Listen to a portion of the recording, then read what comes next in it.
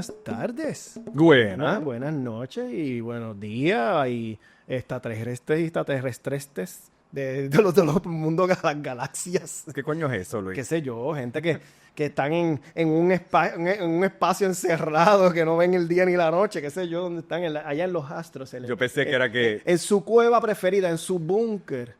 Yo pensé que era que nos escuchaban desde Júpiter o algo así. Hay gente que obligado que están escuchándolo en el búnker porque las cosas están malas y creo que hay como que, qué sé yo, como está demasiado de fuerte, ¿no?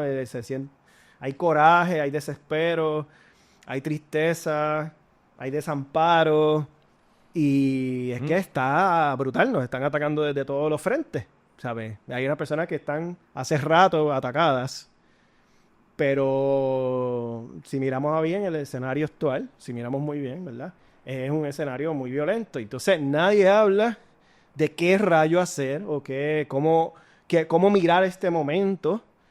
Y hay como que una dejadez de vamos a dejar que las cosas pasen, vamos a dejar que los procesos sucedan, vamos a coger y tener fe en las instituciones. Y creo que esa agüita, creo que está clara que la hablamos aquí con Estados Unidos, que ya el modelo republicano de separación de poder está fastidiado. Pero como que no le hemos dado esa bolita, no ha corrido esa bolita en Puerto Rico.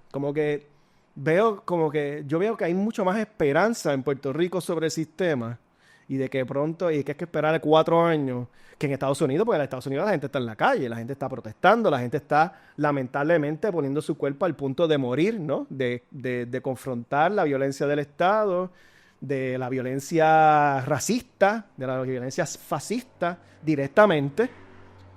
Y ahí está la motora, llegó más Batman. Siempre nos pero, arrestan. sí, no, pero tú miras a ver, allá está pasando cosas, ahí está la gente en la calle. Y aquí todo está como que en un escenario de... O sea, hay cosas que están pasando tras bastidores y quizá ni lo vamos a saber, ¿no? Hay gente que está haciendo cosas en sus comunidades, con sus organizaciones, porque hay mucho poder fuera de los partidos, fuera de la política tradicional.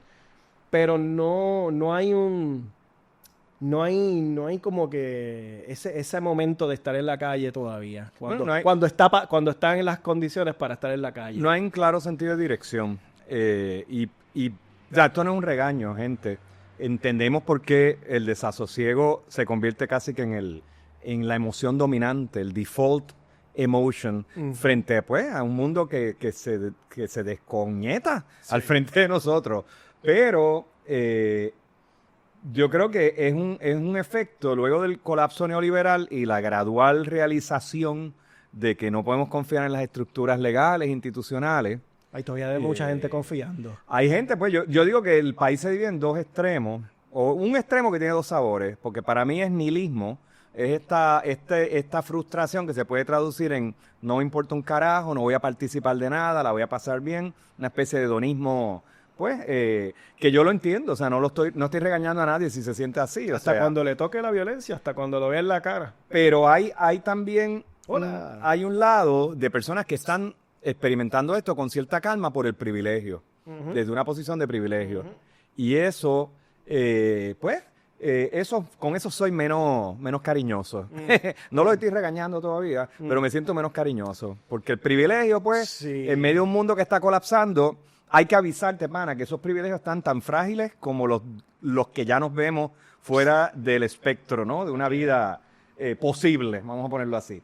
Pero nada, vamos a decir cuál es el título de este show. Este show se llama La muerte de la representatividad, 2 puntitos, un llamado a la organización política. Así que sí, tiene que ver con la idea de la acción. Para todas esas personas que nos han dicho, mira, tienen que actuar, no pueden estar criticando nada más y todo eso. Oye, el discurso también es una forma de acción. Vamos a quedar claros. Bueno, es importante. Pero vamos a hablar de la acción, vamos a hablar de cómo nos organizamos. Sí. Y claro, el detonador de todo esto es esta idea de que en medio de la debacle y de la crisis o la sucesión de crisis, no nos sentimos representados por nuestros políticos, por los actores de las instituciones. Entonces, ¿cómo uno responde a no ser tinte representado? No es el momento de decir, quizás ya hemos llegado ya al momento, como dice el señor Belalba, de hacer. Y pues en este programa hoy, sin irnos a pontificarle a nadie, esto no es un recetario. Saquen las cruces. No, para nada. Vamos a hablar cómo se actúa, cómo podernos organizar cuando no tenemos representación en las personas, en las instituciones, en los mecanismos. O sea que esto es el vaso medio lleno, quiere decir que llegó el momento de asumir la agencia, la poca o mucha que tengamos, y encontrar entonces un espacio, una formación política o de lo político que no dependa de los partidos, de los procesos electorales. No estamos diciendo que se desafilie, porque esos pueden ser hechos concurrentes, pero ya es evidente que confiar en las cortes, confiar en los legisladores, en los partidos, en la esfera federal, en la esfera mundial, o sea, no nos está dando resultados. Y entonces, pues, frente a ese desasosiego, el mensaje positivo de este programa, y no somos Noguera siempre positivos, pero el mensaje positivo es, mira, vamos a organizarnos. Y Luis lo dice a cada rato, el señor Belalba a cada rato dice que hay que organizarse. Estamos hace rato. Pues vamos a hablar de eso. Hace rato estamos constantemente diciendo de que las condiciones actuales están para poder pensar, encontrarnos políticamente. Encontrarnos políticamente, primero tiene que pasar un reconocimiento de las condiciones políticas actuales, de comprender, ¿verdad?, el escenario actual y de cierta manera, pues de ahí accionar, cambiar las cosas y movernos, ¿sabes? Y para eso yo creo que primero es, ¿no?, entender cuál es la situación. De cierta manera es el primer trabajo que vamos a estar haciendo, ¿no? Tratar de comprender por qué estamos diciendo, mira, ese momento de desasosiego, ¿no? Desasosiego. Y de desesperanza tiene una raíz real política, y es que estamos viendo que hay mucho deseo de cambio y mucha gente no, ¿cómo de cierta manera? No hemos acostumbrado a pensar de que tenemos que esperar para ese cambio, tenemos que darle tiempo, pero un tiempo que está condicionado, sometido, amparado a una mirada de lo político, que ya le dimos cantazo aquí, que es la manera liberal de pensar la política, ¿no? Y entonces ahí es donde viene el tema de la representatividad, ¿no? ¿Qué es eso de la representatividad? Y hasta qué punto es un límite que se llega a la manera de que no hay un sentimiento sobre esa representatividad, no nos vemos en esa representatividad, no hay. Y entonces eso crea un desfase político, porque entonces todo lo demás, si no hay representatividad, significa que alguien está haciendo el trabajo, hay gente que está haciendo el trabajo, hay gente que está haciendo la política, que de cierta manera pues no está cumpliendo con eso, ¿no? Y lo estamos viendo en todos los temas actuales, sí, ¿no? Algo que quería decir, Belalba, en Puerto Rico se sigue repitiendo mucho de que hay que hacer lo que la mayoría dice.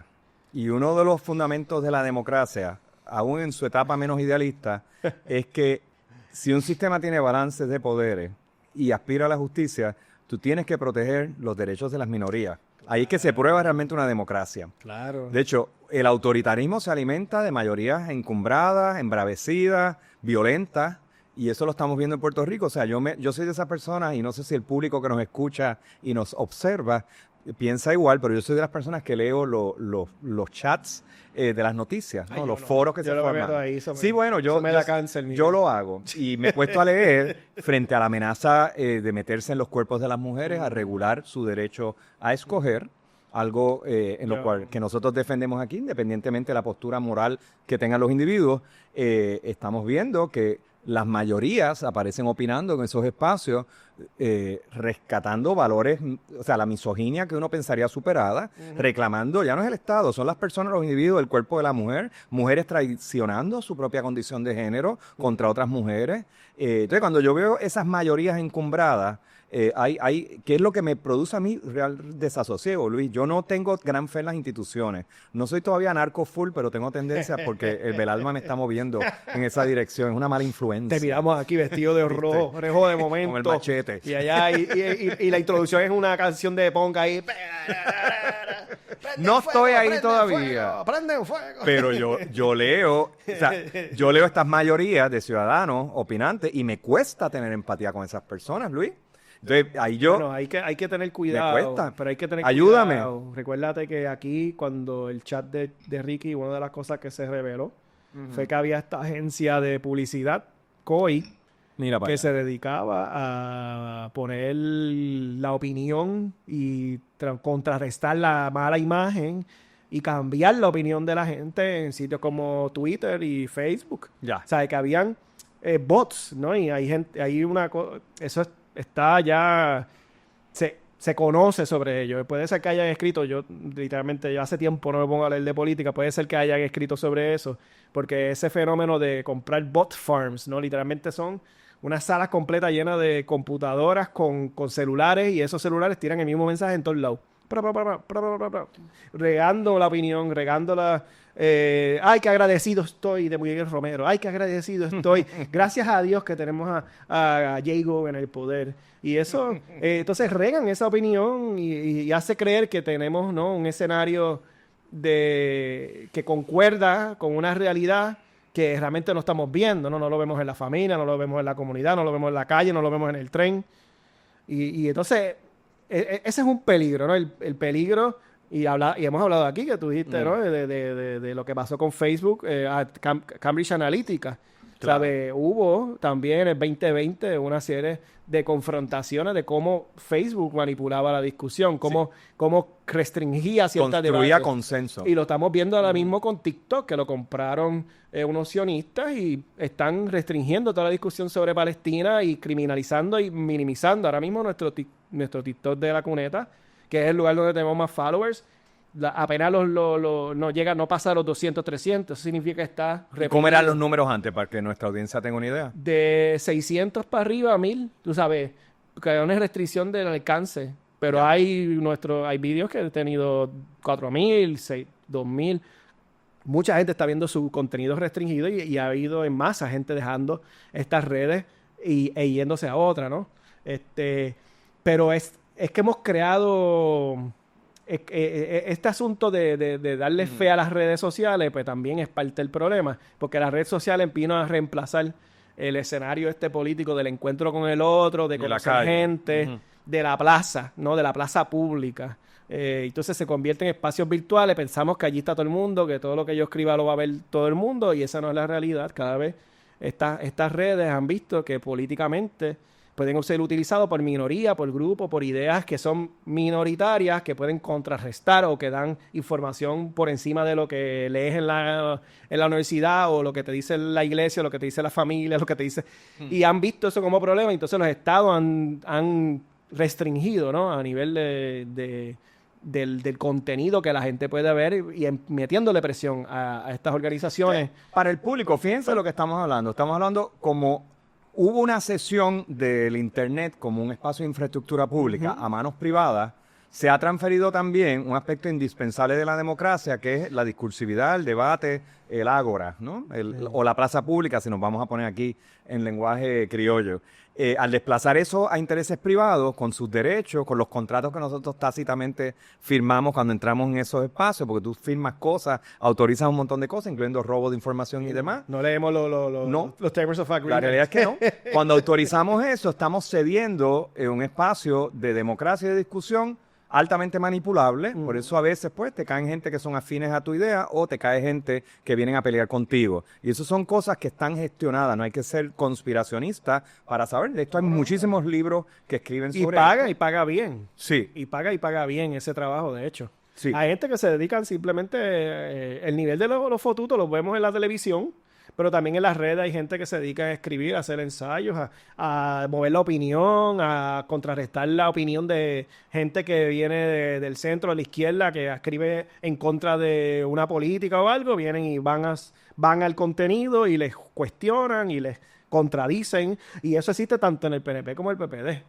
Eso es algo importante dejarlo saber. Creo que cuando estaban las elecciones lo vimos con Proyecto Dignidad, también moviendo la discusión con temáticas sobre en las redes, las ideas entre comillas libertarias, ¿no? Los libertarados que hemos dicho, los de dicho aquí. Había dinero. Ellos trajeron mucha discusión y había mucho dinero, que ese es un tema que vamos a desarrollar en un momento, que hemos quedado sobre ello, hablar de estos grandes grupos de presión, de think tanks que han tenido mucha influencia en Puerto Rico sobre mover las ideas que ahora se están convirtiendo en política pública. O sea, ideas como la de asumir que presumir que el feto, el fecundado, el óvulo fecundado ya tiene una personalidad y que es un sujeto. Eso viene del Proyecto de Dignidad. Eso viene de los grupos de la derecha, de los grupos cristianos, de un grupo pequeño que no tenía poder y representación, que no pudo llegar al poder. Entonces ahora se desplaza adentro del Partido Nuevo Progresista como una idea que llevaron y que ahora mismo está a punto de ser firmado por la gobernadora. Eso es lo último que queda. Y ahí tienes un ejemplo de unas voces donde uno no se siente representado,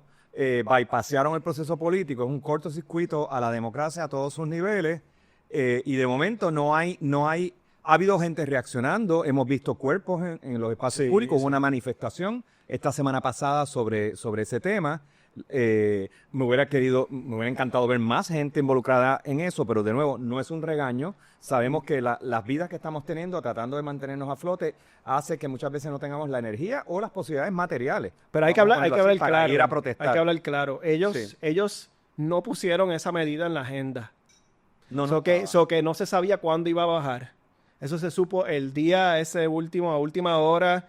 Mira, el día anterior, bien poco tiempo, mira, tal día van a bajar, posiblemente van a bajar, ¿sabes? Entonces, alguien choteó internamente de las personas que no creen esa medida. Mira, esta ley posiblemente va a bajar a la Cámara tal día. Esta ley va a pasar de ahora. Y no han puesto a reaccionar porque ese es el espacio de que ellos controlan el poder, ellos controlan los procesos, ellos controlan cuándo pasa la ley.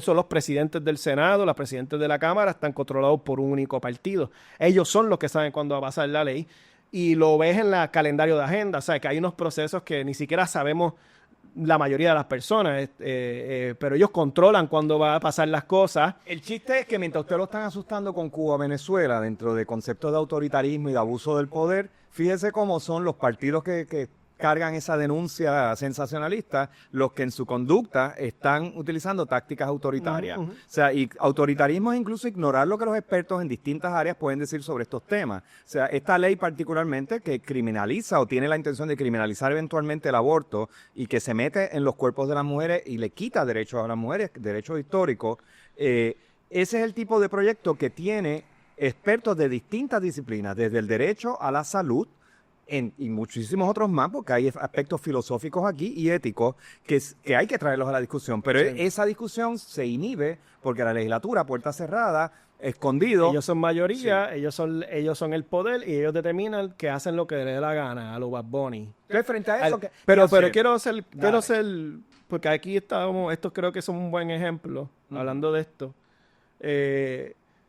Porque, la Constitución dice que cada proyecto tiene que pasar por vista pública. Mira para allá. Y entonces ellos han ido por encima de la Constitución y han reclamado de que esta ley tiene que pasar inmediatamente por el criterio de que simplemente no quieren dejar que haya una discusión sobre el tema, que no vaya a vista pública, que no vayan los expertos, las expertas y las personas que conocen sobre el tema, no vayan, hablen y haya un récord sobre ello y que se haga público. Y han evitado ese proceso público que es necesario de lo que sería, ¿no?, el proceso de llegar a pasar una ley. O sea, ellos han determinado, la gobernadora firma decretos y la legislatura determina bajar por descargue por medio del voto a viva voz. O sea, que ni se cuenta en el momento de todo el mundo, por lo que escucha el presidente, pues pasó. O sea, a ese nivel no hay un reconocimiento de la Constitución el asunto, de que tiene que pasar por vistas públicas. No se conoce cuándo va a pasar X o Y ley. Lo hacen a viva voz. Entonces estamos hablando de un escenario de que uno se pregunta, ¿ya esta gente, qué representa esta gente? ¿Cuáles son los intereses que ellos tienen para pasar este tipo de ley? ¿A qué ellos apuestan como partido? Porque es que pensar, ¿sabes? El PNP, que está en el poder, no era el PNP actual. El PNP siempre ha seguido bien claro una división de interna entre liberales y conservadores. Ahora hay un giro a lo conservador porque presumo yo que es porque como está el presidente allá bien conservador, tenemos que replicar lo que está allá y tenemos que dejarle saber que somos tan conservadores y por favor ayúdanos, darnos unos poquitos chavitos encima. Entonces, en estos días, del 26 al 28 de enero, han pasado esta ley, así a viva voz, la ley 933 creo que es, entiendo yo, 923, una de esas dos. Perdónenme, pero los pueden escribir en los comentarios. Y a viva voz han pasado y ahora falta la firma de la gobernadora. Y después pasaron también la ley de costa en la Cámara, falta el Senado, ¿no? O sea, entiendo que la ley del Nasciturus va ahora para el Senado de nuevo para atrás por unas enmiendas que no se saben cuáles son las enmiendas, de hecho. Porque como no se leyó, no se debatió, no se saben cuáles son las enmiendas que le dio la Cámara de Representantes, va a ir para el Senado. Y después que el Senado apruebe esas enmiendas que hicieron en la Cámara, que no sabemos cuáles son, me imagino que estos próximos días sabremos, pues va a la gobernadora a firmar. Pero la Cámara pasó la ley de las costas. O sea, que ahora mismo el cuerpo y la tierra son escenarios políticos que están siendo expropiados, violentados y sometidos Y políticamente. de nuevo, para mantenernos en el tema, Sí. estos son cosas que pasan a puertas cerradas sin que usted tenga acceso a la información y estos son personas que están asumiendo que le representan a usted. Ujú. Entonces, cuando uno ve que los que supuestamente te tienen que representar ni te están rindiendo cuenta, ni te están dando la información de los procesos legislativos, te lo dan al final, ¿qué hacemos? ¿Cómo respondemos a eso? Porque esto no es necesariamente nuevo, esto ha ocurrido antes, pero la desfachatez con la que se está haciendo y cómo se está normalizando y convirtiendo en el procedimiento estándar de la legislatura, ya esto apunta a que en Puerto Rico también, y esto no es trumpismo o magaísmo, que aquí también tenemos nuestra versión de autoritarismo ya en nuestras narices, con consecuencias, como tú bien dices, en los cuerpos y en el territorio. Entonces, para empezar con el primer tema, son 4 temas que vamos a cubrir aquí hoy y siempre vamos a intentar de movernos hacia un tema, hacia la esperanza, hacia la posibilidad de la acción y la agencia. Pero el primer tema, que para mí hay que hacer un repaso, tú sabes, sin que nos quede nada por dentro, de cuál es el estado anímico, cuál es el tono anímico prevalecente, cómo se está sintiendo el país, cómo nos estamos sintiendo. Y yo en esto quiero hacer un reconocimiento bien frío. Mira, para mí lo que nos está afectando a nivel anímico es vernos sin agencia política, Luis. O sea, es entendernos que la democracia es una falacia, que el derecho es un chiste, que son consensos imaginarios, que hay una clase profesional que se llena la boca insistiendo en el derecho y en la Constitución, pero se lo pasan por el forro y cobran por ello, mientras el ciudadano común, al no sentir agencia, al no experimentar agencia es la posibilidad de tomar decisiones, de debatir, de oponerte a algo, de apoyar algo. Al no tener eso, tú no te ves como sujeto político. Y esto pues suena algo muy abstracto, pero es una emoción, gente. Esto es estar con las manos atadas, básicamente. Si usted en algún momento de su vida se ha sentido en situaciones donde usted no tiene el control de sus circunstancias, donde eso es una fuente de ansiedad. En el plano personal, estoy diciendo, imagínese en el plano político cómo eso te va erosionando el ánimo. Y eso, pues, para mí que nos lleva a unos estados de obediencia o de sentirte incapaz. Sí. Entonces, ahí estamos los que nos rebelamos frente a eso. No, yo quiero aumentar mi agencia, yo quiero aumentar mi capacidad. A los que obedecen y aceptan la incapacidad de ser sujetos con capacidad, con acción política, aceptan esa incapacidad como algo bueno. Entonces, ahí tenemos un país dividido, Luis. Sí. O sea, porque hay gente que yo la veo muy tranquila, muy obediente, y vamos a hablar de esa obediencia. Entonces, es violento el que nos hagan sentirnos incapaces. O sea, entonces es violento el que tú mismo te sientas incapaz, o que tú aceptes esa incapacidad. Y claro, uno puede decir, pues eso lo hacemos como un mecanismo de defensa, ¿no? Para poder sobrevivir, porque ¿qué voy a hacer? Yo tengo que escoger las batallas, es lo que dice la gente. Y yo puedo entender eso. Sí. En el día, no puedo estar peleando en todas las esquinas. Hay de mecanismos de defensa, pero también hay sobre una serie de valores que se impusieron, una serie de éticas y de usos y costumbres que se han normalizado sobre qué es lo político, ¿no? Entonces, literalmente, por alguna razón, o sea, hay un dato importante que hay que hablar, ¿no? Y a nivel electoral, o sea, para cambiar la política hemos apostado políticamente a lo electoral, ¿sabes? Se ha encronizado, Nos hemos limitado a eso. se ha creado un cierre de que si vamos a cambiar algo, lo electoral. Y entonces, mucha gente desde 2016, ya lo hemos dicho aquí, ha dejado de votar. Ha dejado de votar más del 45%. Los no afiliados es el sujeto político más grande a nivel electoral. ¿Sabes? Estadísticamente, la mayoría de la gente ya no se ve dentro de los partidos dominantes. O sea, es importante tener claro eso. O sea, que hay gente que ha decidido, yo no quiero participar, ya yo no tengo ninguna razón de ser en este escenario, todo lo que llega al poder va a hacer lo que le da la gana, no me representan, no veo posibilidad de cambio, que se fastidien, que se traguen, que allá pasen el trabajo los que vayan a votar. Y el otro ha dicho, estoy buscando qué caramba, dónde ponerme, dónde situarme, dónde verme políticamente, qué hay, ¿sabes? Y ese es el grupo más grande. Entonces, en medio de ese grupo bien grande que vota por candidatura y por mixto, ¿sabes? Ese es lo que ha crecido, votar por candidatos y por mixtos. O sea, este es el grupo que no está afiliado directamente o que no tiene... Que ya ha roto con la idea de que hay un partido que me representa a mí. Corazón de rollo está desapareciendo. Por más que el PNP y el PPD, que son los que están en los medios constantemente, porque son los que representan el partido, son la vieja guardia de la partidocracia, ellos todavía se venden como que somos aquí, estamos sólidos, estamos bien, pero la estadística dice de que esta gente es el grupo ciudadano que pone en el poder a esa gente, la mayoría no se ve representada en ellos, en ninguno de los dos partidos. Pero esa gente, como quiera, siguen experimentando la ansiedad. Ese es el problema, claro. Pero imagínate, pero imagínate, la gente ha roto con los dos partidos que han gobernado en Puerto Rico y de momento el que está legislando y haciendo lo que dé la gana por encima de todo el mundo es un partido particular que lleva casi 20 años en el poder. Entonces, el sistema en sí es fastidioso porque lo hemos hablado aquí, el sistema en sí le da privilegio de mayoría evidente, de mayoría simple al PNP, porque nuestro sistema es mediocre, es una democracia bien básica, de que el que gane por un poquito, que ganaste por un voto, me ganó. Ese es el partido que va a gobernar 100%. Entonces, 100% gobierna el PNP cuando realmente, políticamente, la mayoría de la gente está abandonada, desamparada y sin representación del PNP. Ellos no se ven, la mayoría de la gente no se ve en el PNP y ellos están legislando como si fuese el 100% de la población. Entonces, nuestro sistema es injusto en sí. ¿Y qué pasa?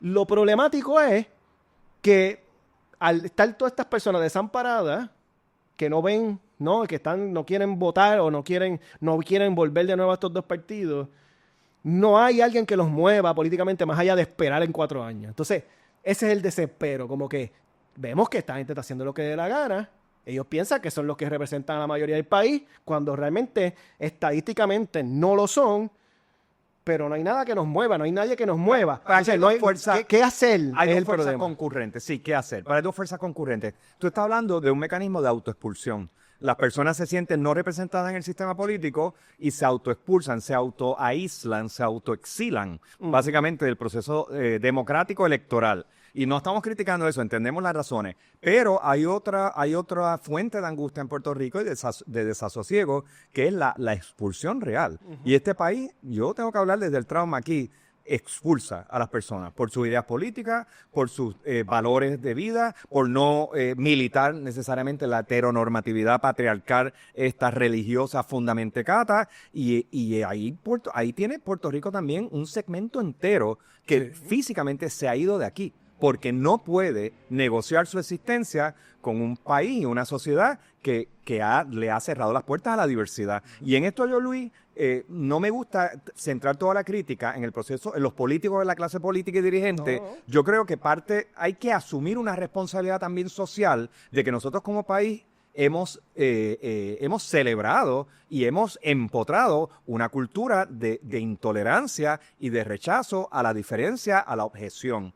Y eso, o sea, para ponerme optimista aquí, ese es un aspecto que nosotros no necesitamos legislación, no necesitamos tampoco que el gobierno federal nos los permita. Nosotros como país y como individuo, empezando en el plano familiar, en el plano de los afectos y con tus panas, tú puedes romper con ese cerco. Claro. Entonces, o sea, la crítica estándar que se hace a las personas de izquierda, entre comillas, es que ustedes son iguales. Ustedes, pues, mire, no.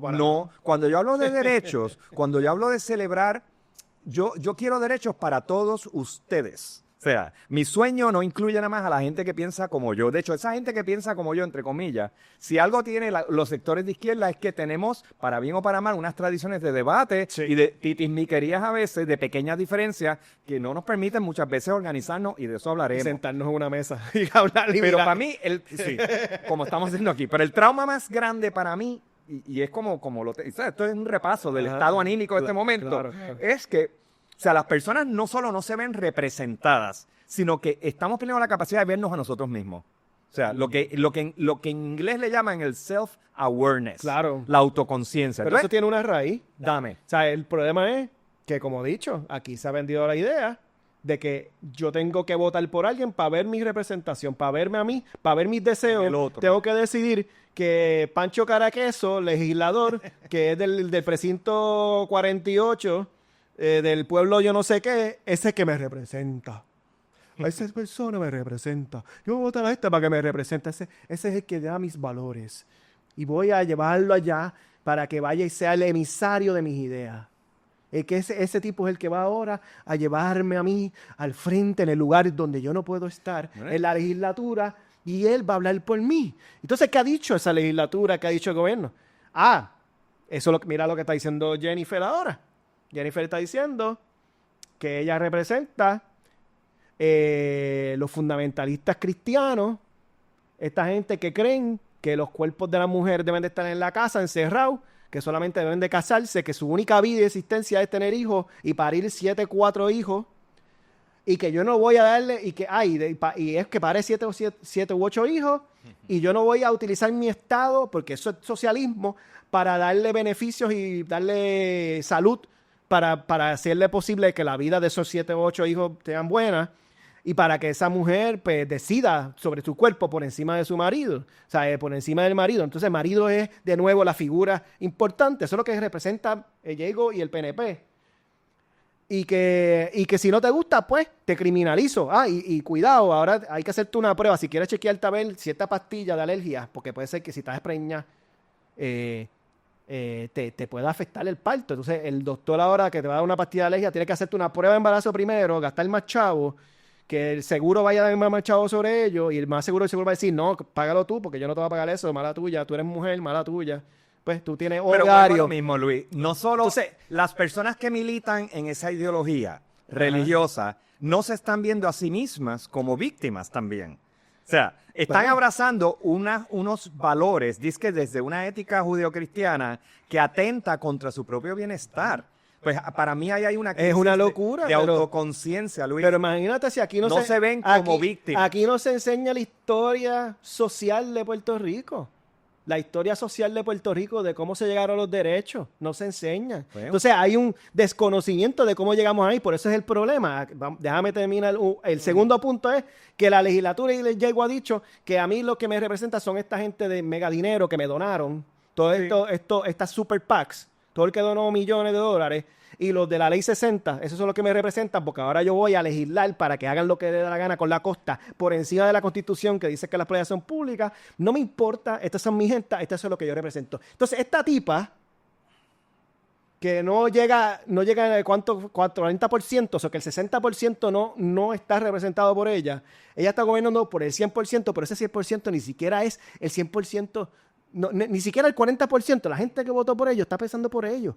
Está pensando por ese mínimo pequeño grupo de fundamentalistas cristianos, ese pequeño grupo político, que en algunos pueblos es bastante poderoso, vamos a hablar claro, y este pequeño grupo de mega ricos que tiene interés, este pequeño grupo de dentro del 40%. Está bien, eso me mueve al segundo tema, Luis. Ya aquí entramos a la categoría de los usual suspects. O sea, ¿cuáles son los enemigos aquí? O sea, ¿cuáles son los enemigos de la democracia? Los que han secuestrado la representación, monopolizando unos temas, monopolizando un proyecto de legislación que solo atiende a esas minorías que tú estás hablando. Tú mencionaste a los de 2260. Es importante que más allá de los religiosos locos fundamentalistas, predicadores excluyentes y discriminatorios, aquí hay un grupo de millonarios en este paraíso fiscal para ellos, no para usted, que ya tienen acceso desde hace tiempo a los partidos políticos dominantes. Los super PACs, grupos de interés, grupos de acción política. Y esa gente, hay que hacerse la pregunta, ¿quién está ganando de esa representación política? Porque hay gente que sí se siente representada. Entonces, ¿quiénes son los que están ganando de este orden o desorden? Un pequeño grupo que tiene el dinero para comprar políticos. ¿Sabe? Aquí se demonizó completamente el fondo electoral. Se eliminó el fondo electoral. Todavía hay gente idiota que habla de eso en las redes.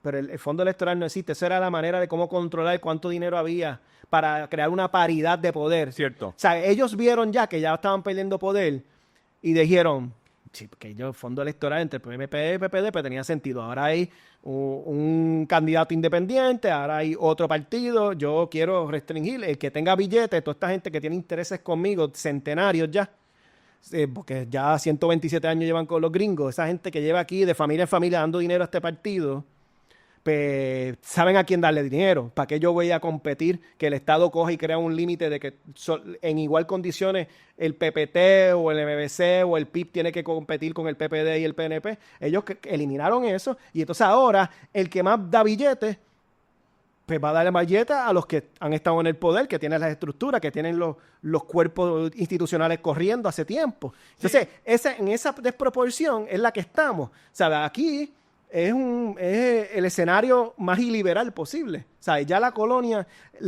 tuvo un tiempo liberal de un proyecto de vitrina o de que ilusión, se limpió. Una ilusión, así. ¿sabes? Pero había un proyecto y que de hecho Estados Unidos fue el que sometió a Muñoz para que se hiciera una ley de minoría, porque Muñoz gobernaba aquí a casi el 100%, y por eso es que entraron la ley de minoría, porque fue una presión de Muñoz, de gobierno federal, diciendo, mira, yo no queremos un caudillo aquí, no queremos un megapoderoso, hay que seguir emulando nuestras leyes de acá, tienes que crear una condición para que las minorías se representen. Pero Luis, con ese mismo Muñoz también se fundó una clase de intermediarios, profesionales y no profesionales, Sí. que también para mí son enemigos de la democracia, porque Sí. esas son unas personas que se benefician de los contratos de los partidos, esto lo sabe todo el mundo, esto no es nada nuevo, y pues esa gente se siente representada, es más, ya ni piensan, ya no experimentan el trauma de no sentirse representados, da igual, al fungir como intermediarios y participar del proceso de los donativos de campaña y demás,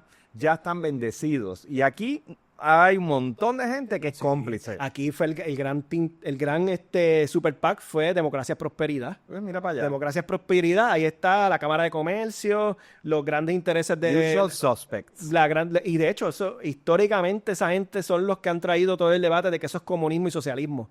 Han sido ellos, la Cámara de Comercio, los puedes buscar en los periódicos del Mundo y del Imparcial, vas a ver que la Cámara de Comercio dice... la idea esta del plan Chaldón de traer... Eso era comunismo. Y ellos empujaban eso en los periódicos de ellos, de hecho, también. Y tienen los periódicos, tienen los medios, y ellos empujan sus ideas. Entonces, en ese escenario de competencia, que en el cual solamente en el nivel de los partidos podíamos competir, ahora el que tiene el billete es el que tiene la voz y la palabra y la ley.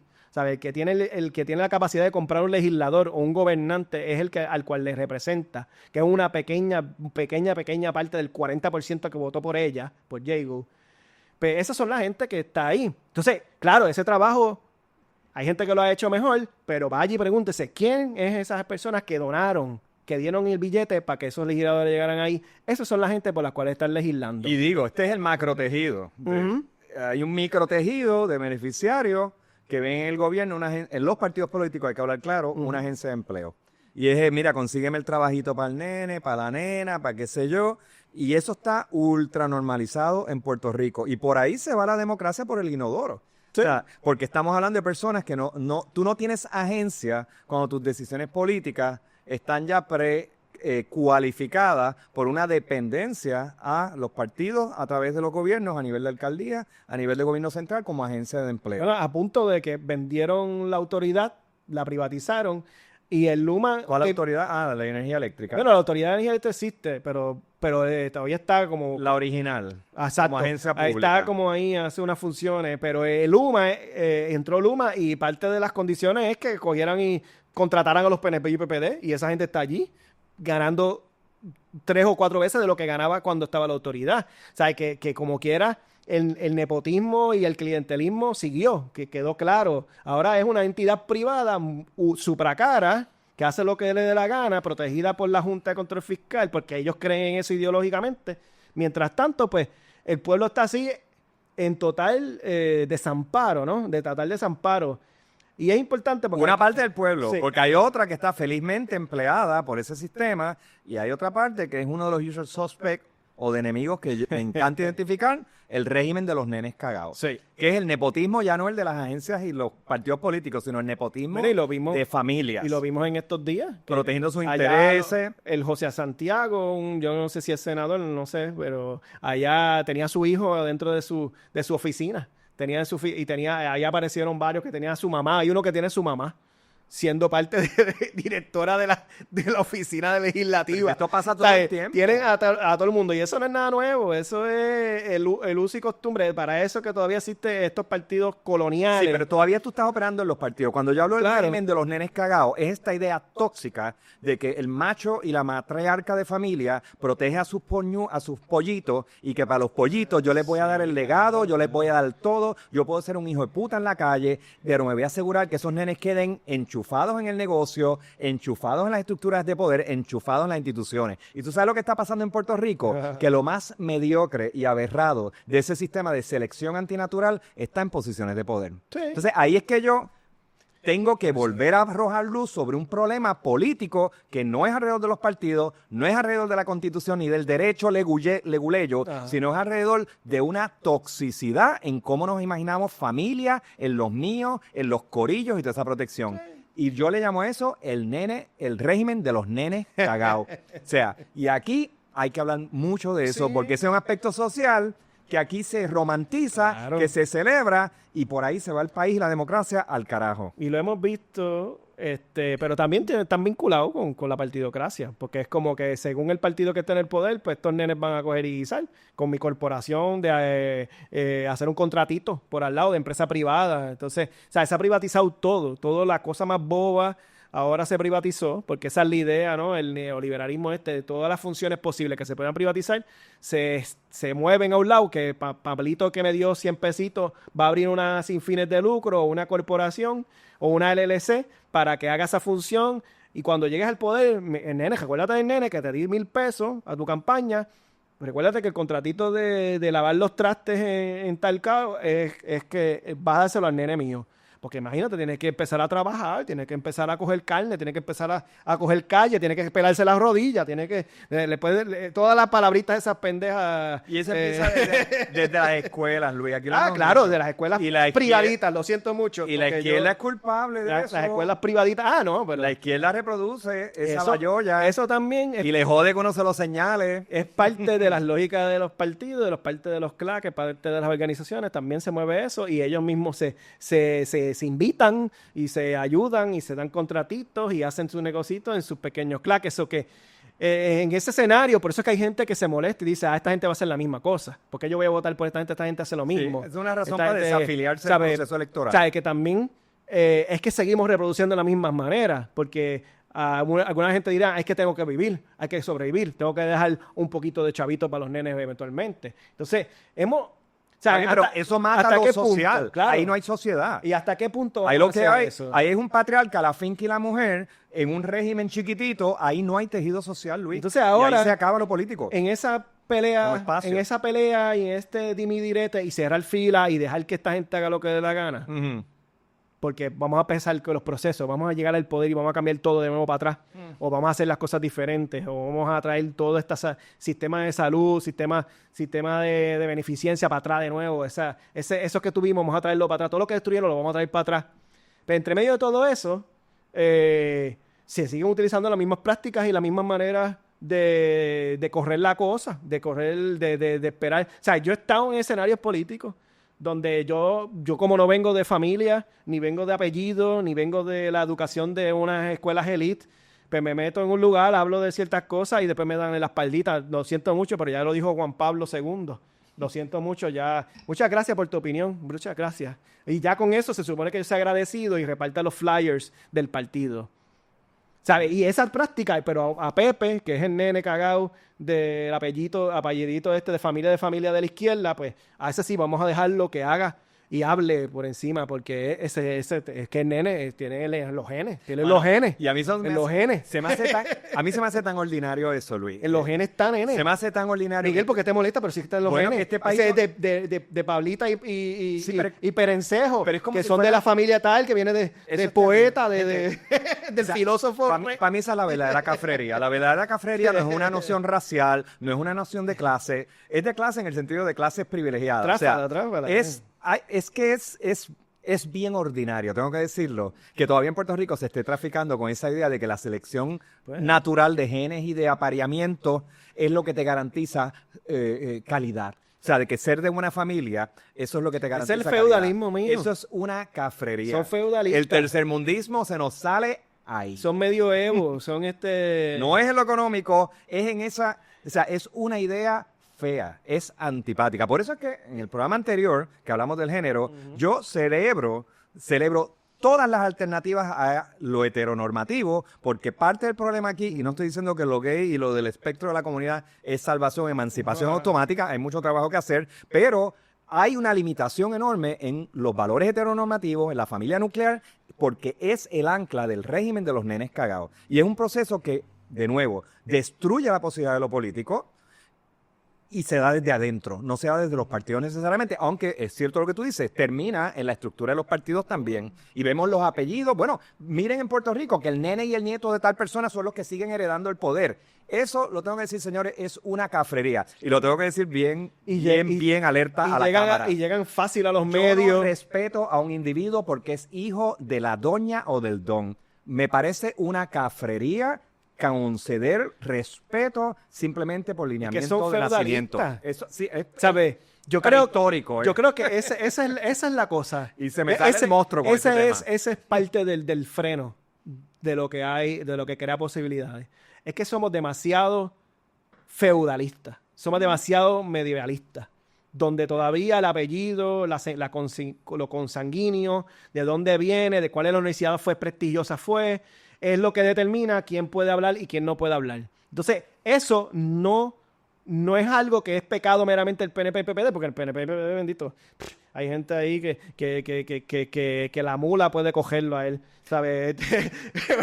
pero en la izquierda es mucho más elitista, mucho más vinculada a esa lógica y entonces, hablamos de cierta izquierda, hay izquierda, y hay rupturas que han habido, pero todavía no has roto con esa idea de quién es el que debe hacer la cosa. Y nuestro público lo ve. ¿Cuántas veces usted no se ha dado cuenta que en su vida profesional usted ha tenido un andamiaje de jefes brutos, araos, estúpidos? O sea, de que la gente que supuestamente tiene que fungir de adultos en la mesa donde se toman las decisiones es lo más burdo y bruto y desinformado de la cosecha. ¿Y por qué están ahí? Porque tienen unas relaciones de clase de abolengo. Que de nuevo, lo tengo que decir, eso es una cafrería. Respetar ese tipo de linaje, eso es de gente ordinaria. No es de cafre en el sentido racial ni de clase, no. Yo estoy hablando de clases dominantes que todavía reproducen esa agencia feudal. Y pana, si tú entraste a un espacio de poder desde ese tipo de privilegio, lo siento, pero tú eres una mierda. Y para que tú te puedas demostrar como una persona relevante en el siglo XXI, tú tienes que trabajar bien fuerte. ¿Ok? Entonces, y al que me vea por ahí, que venga de ese linaje, y yo sé dónde vienes tú, porque sabemos lo tuyo, te lo tengo que decir de frente. No te respeto. Y al igual que mucha gente que nos escuchan tienen esta misma emoción, pues déjenlo saber. Porque hay agencia política en uno rebelarse y decirlo. No te respeto. Tu poder es un poder heredado. Tú no tienes los criterios, la formación para tener la posición de poder que tienes. Y eso es una oportunidad para los que estamos fuera de esos sistemas a también asumir nuestra agencia. Sí. Y no es de sorprenderse que entre la supuesta oposición y los supuestos progres y los supuestos independentistas, supuestos partidos contrarios o subjetividades contrarias al orden binario de PNP y PPD, hay gente que todavía tiene mucha fe en el sistema. Y hay mucha gente que está esperando que todo funcione. No, y que todo funcione, vamos a dejarlo todo el tribunal, vamos a ir a pelearlo, vamos a crear medio de tal cosa, cuidado, lo mueves hacia unas sin fines y lo breas desde ahí, y darles el bailoteo, y nada, y después esperamos el 2028 y empezamos y nos sentamos y escuchamos todos tus quejares y todos tus problemas y todos tus dolores, y nos sentamos y pensamos críticamente nosotros acá y pensamos por ti, y tú nos traes tu problema y nosotros te vamos a salvar. Entonces, eso es la misma lógica que hay. Claro. Entonces, por eso es que hay un desespero y un coraje, porque es como que diablo, mano, pues entonces está en la posición, esta gente tiene todavía una fe brutal, ciega en el sistema, pero vemos que el sistema cada vez es más antidemocrático, menos representativo, más excluyente, más autoritario, más facha, y entonces tenemos que esperar y tenemos que sentarnos. Esperar qué carajo. Entonces, esto es un problema, ¿no? Porque yo te lo comenté en un otro programa. O sea, nosotros hemos sido free riders del modelo liberal. O ¿Sabe? Aquí el liberalismo vino por la obra y gracia del colonialismo gringo. Como una religión. Y llegó aquí, y de hecho, y en su momento, muchos grandes liberales ilustrados, incluyendo Hosto, dijeron contra, qué bueno, porque llegó, al fin, salimos de los malditos estos feudalistas, más rayo aparte, llegaron los gringos con la libertad y la individualidad y la separación de poderes y el derecho y la representatividad, aleluya. Entonces, cerramos fila con eso, y eso, de hecho, nada de eso lo leen, porque no saben un trespito de dónde caramba llegó. O sea, aquí el liberalismo llegó free rider. Los otros llegamos, nacimos y nos criamos en una colonia liberal que se vendió como un modelo contrario al modelo español, que como quiera unas élites siguieron y le dieron permiso, los gringos le dieron permiso, quédate tranquilito, está bien, yo entiendo que tú vienes de acá con los españoles, pero afectaron un montón de gente, le quitaron tierra, le quitaron propiedades, los llevaron a quiebra y los gringos compraron toda la pendeja, eso pasó, eso es cierto, ahí los nacionalismos, si quieren leerlos, ahí están toda esa gente quejándose sobre ellos, pero se creó esta idea y funcionó en su momento hasta los 70, 80, de un liberalismo así, y te quejaba, y había representación, llegaron las uniones, bien chévere y chéverón, los derechos, pero todo esto llegó free rider. Entonces se olvidó, ¿sabes? Y yo me he puesto a pelear a veces, porque a veces esta fundamenteca, esta religiosa, es decir, ¡ay, qué bueno!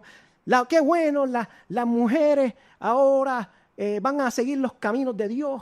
Y es que dejarle la voluntad a mano de Dios, y si trae un hijo hay que tenerlo y cuidarlo, eso es una bendición, no es un problema, bla, bla, bla, y qué bueno que Jago pasó esa ley. Y yo le he escrito, mira, cabrona, te voy a decir algo. Tú hablas, porque aquí mataron, pusieron bombas en los buzones, las sufragistas. Aquí hubo un montón de mujeres. Mira, vaya, hubieron. Hubo un montón de mujeres que pegaron tiros, que mataron, que pelearon, que prendieron fuego, y que por esa gente, esas feministas demoníacas que pelúas, como todo lo que tú quieras decirle, estas perversas profanadoras del matrimonio y de la sexualidad, esa gente fueron las que te dejaron a ti para que tú hablaras y que fueras a votar por Jago y que pusieras tener un partido republicano o conservador o cristofascista.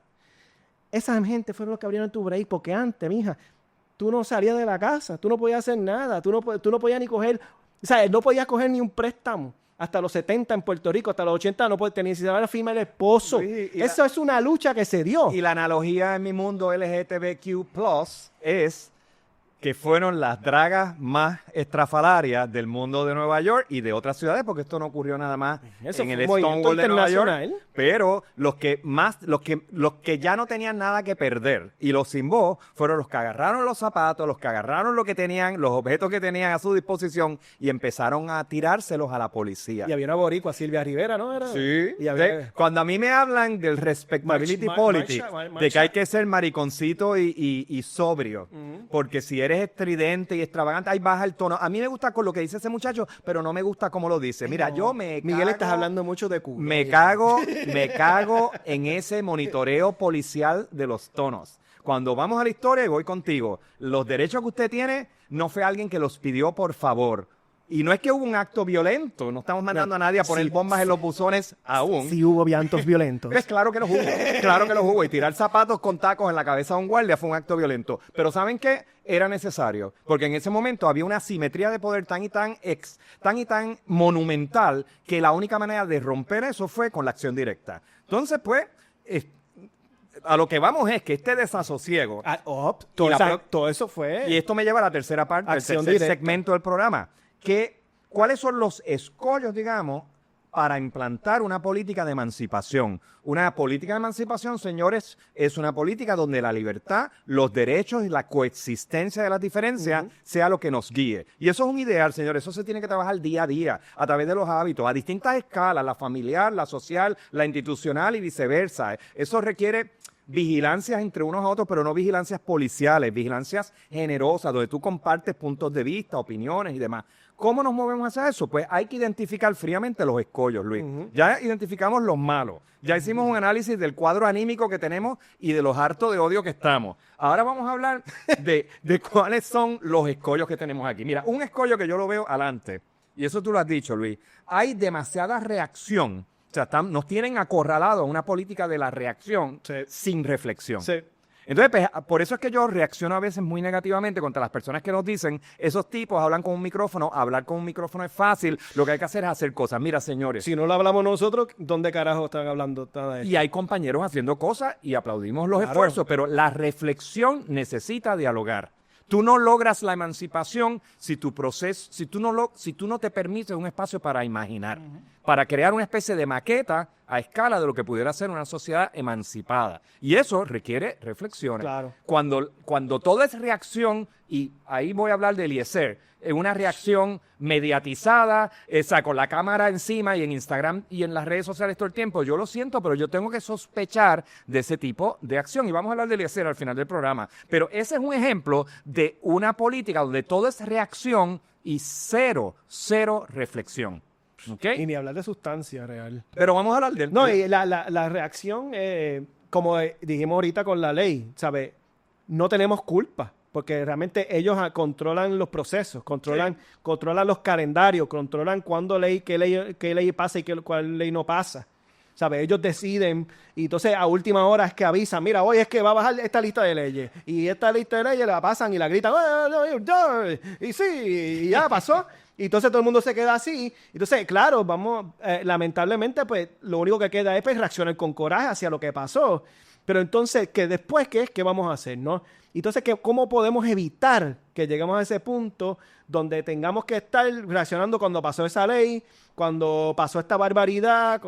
Entonces, vamos, aquí el momento de reacción más interesante que pasó fue el 2019. Cierto. O sea, que sí funcionó. Entonces, un pequeño grupo fue primero allí al frente a la fortaleza y empezó la protesta y todo el mundo empezó a llegar porque tenía coraje. Entonces, fue un momento clave. Claro, en eso era ya un asunto de un reclamo, de sacar a un gobernante que estaba ahí y todavía iba a estar ahí. Entonces no dependía de los procesos, no dependía de que una ley iba a pasar o no iba a pasar, no. Era que nosotros ahora somos la ley, el pueblo es la ley, y determina de que nosotros como soberanos, como sujetos políticos, nos juntamos aquí y dijimos, papito, ya te tienes que ir. Ahí se te hizo tienes política. que ir. Ahí Entonces, se hizo política. ese es un momento importante que se le ha dado bola, que hay gente que, ay, eso, ¿qué pasó? Ay, ya no pasó nada, eso pasó nada en la historia. No. Ese es un momento importantísimo en el cual muchísimas personas participaron y que hay que tomar en consideración y mirarlo en su momento como un momento de inflexión, de cambio, de búsqueda, de ruptura con el modelo de cómo hacer la política y de esperar cada 4 años. En ese momento no se tuvo que esperar cada 4 años y se determinó que la gente tenía que salir a la calle y que había que sacar a esta persona porque no la queremos aquí con su chat de amigos. Y estos descarados ahora están en todos los medios como si nada pasara. Toda esa gente está ahí, sabemos quiénes son. Las papas están. ¿Sabes?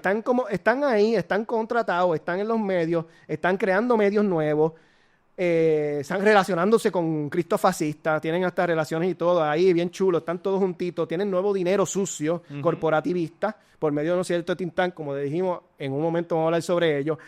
Esa gente está ahí. Entonces, ¿qué vamos a hacer? Vamos a seguir esperando, vamos a seguir dándole bola a la política. ¿Sabes? Vamos a seguir realmente reaccionando en el momento clave, cuando venga el momento. ¿Sabes? Hay que aprender. Ya vimos que una cosa, claro, que fue bajo reacción, va a ver el chat. Salimos allí. ¿Cómo?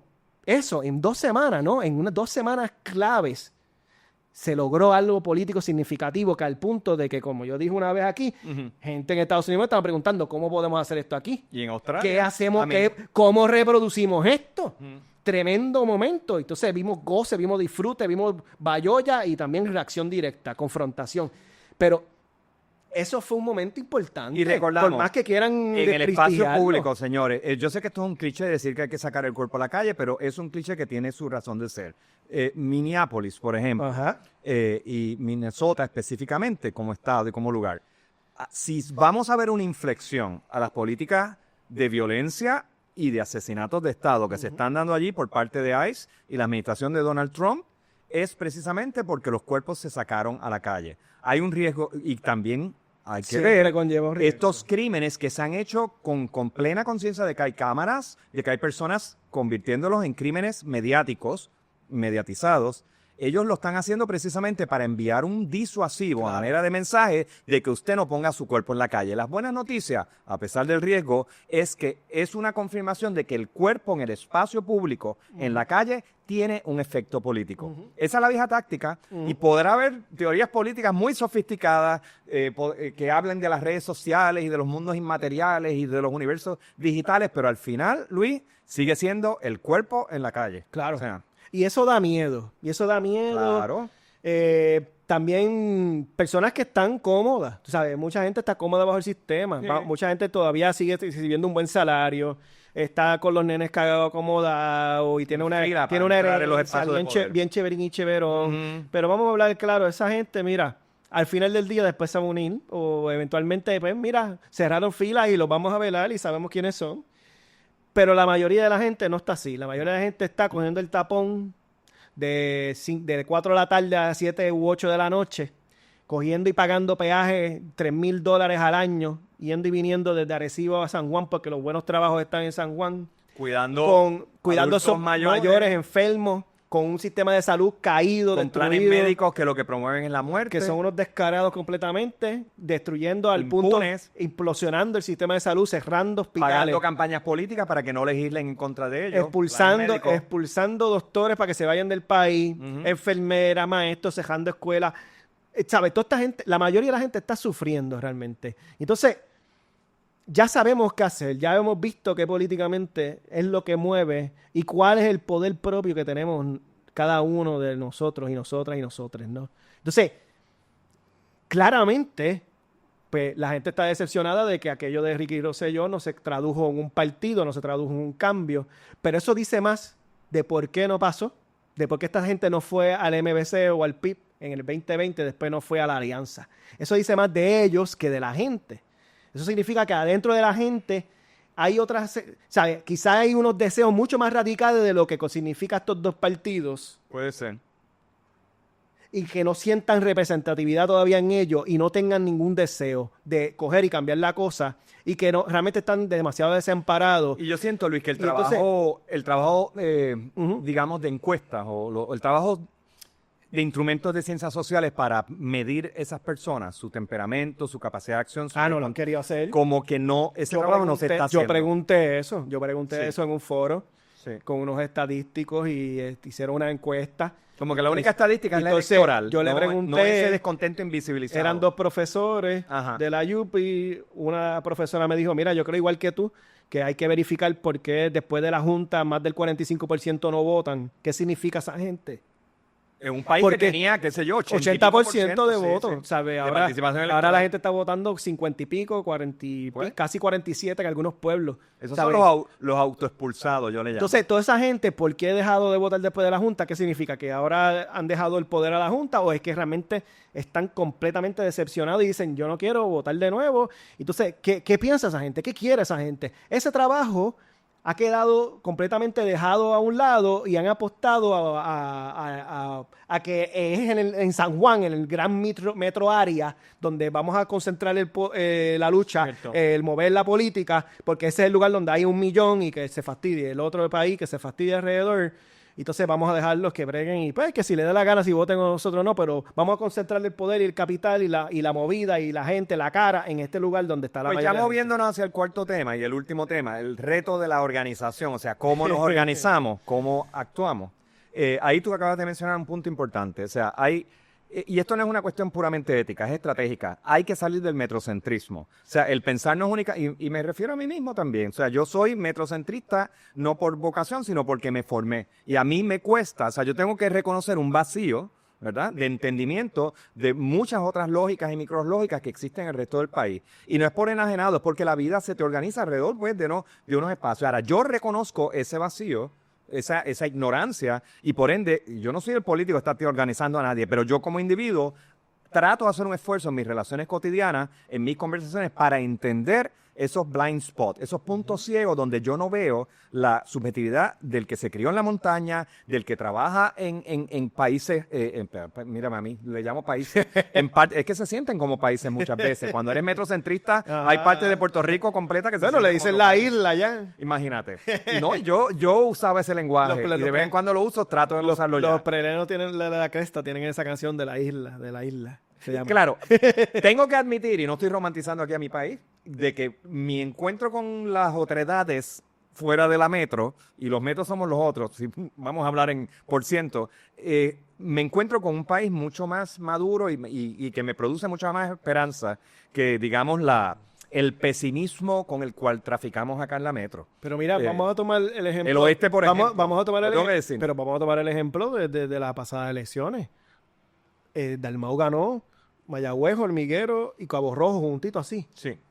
Entonces, claro, y los municipios lo ganaron los partidos tradicionales. O sea, entonces, ¿qué vamos a hacer para poder comprender por qué pasó eso? ¿Qué vamos a hacer para movernos y decir, esta gente votó por el alcalde popular, pero votó por Dalmau por gobernador? Entonces, ¿qué significa eso? ¿Qué hay ahí? ¿Qué hubo en el discurso, en las ideas, en las propuestas de Dalmau que llevó a decir, pues yo voto por PPD aquí porque este tipo recoge la basura, pone el parchito, bla, bla, bla, y el tiro chévere. Pero Luis, entonces me voy por acá. Déjame tomar ese punto. Es una pregunta lo que trae Luis.